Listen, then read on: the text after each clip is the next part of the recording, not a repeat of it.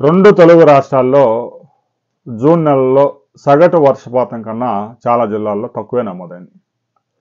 ఈ ఏడాది రుతుపవనాలు ముందే పలకరించాయంటూ మీడియాలో, సోషల్ మీడియాలో తెగ వార్తలు వచ్చాయి. జూన్ మొదటి వారంలో రావాల్సిన నైరుతి రుతుపవనాలు మే చివరి వారంలోనే పలకరించాయి, ఇంకా ఎరగదీస్తాయి వర్షాలని చెప్పేసి వార్తలు హల్చల్ చేశాయి. అయితే ఉత్తరాది రాష్ట్రాల్లోనూ, అటు మహారాష్ట్రతో పాటు కర్ణాటక, గోవా, కేరళ రాష్ట్రాల్లో పెద్ద ఎత్తున వర్షాలు తీసుకొచ్చాయి నైరుతి రుతుపవనాలు. హిమాచల్ ప్రదేశ్, బీహారు, అస్సాము, సిక్కిం ఈ ప్రాంతాల్లో అయితే వరదలతో జనాలు అల్లాడిపోతారు. అంత పెద్ద ఎత్తున వర్షాలు వచ్చాయి నైరుతి రుతుపవనాలు.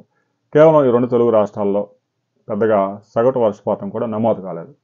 ఇక తమిళనాడు అంటే నైరుతి రుతుపవనాల వల్ల పెద్దగా వర్షాలు వచ్చే అవకాశం తక్కువ కాబట్టి ఆ ఈశాన్య రుతుపవనాల్లో కవర్ అయిపోద్ది.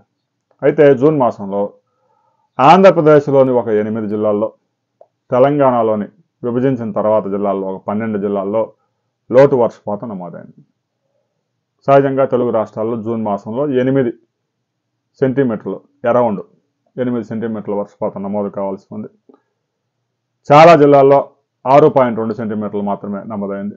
కొన్ని జిల్లాల్లో కొద్దిగా ఎక్సెస్ ఉన్న, అటు రాయలసీమలో కడప, అనంతపురం, చిత్తూరు, కర్నూలు ఈ జిల్లాల్లో 80% వరకు నమోదైంది. ఒక 20 నుంచి 30% వరకు షార్టేజ్ ఉంది జిల్లాల వారీగా మనం పరిశీలించినప్పుడు.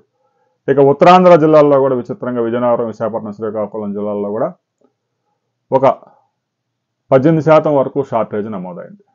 ఇక ఉభయ గోదావరి, కృష్ణా, గుంటూరు, ప్రకాశం, ముఖ్యంగా పల్నాడు జిల్లాల్లో 40% పైగా వర్షం లోటు నమోదైంది.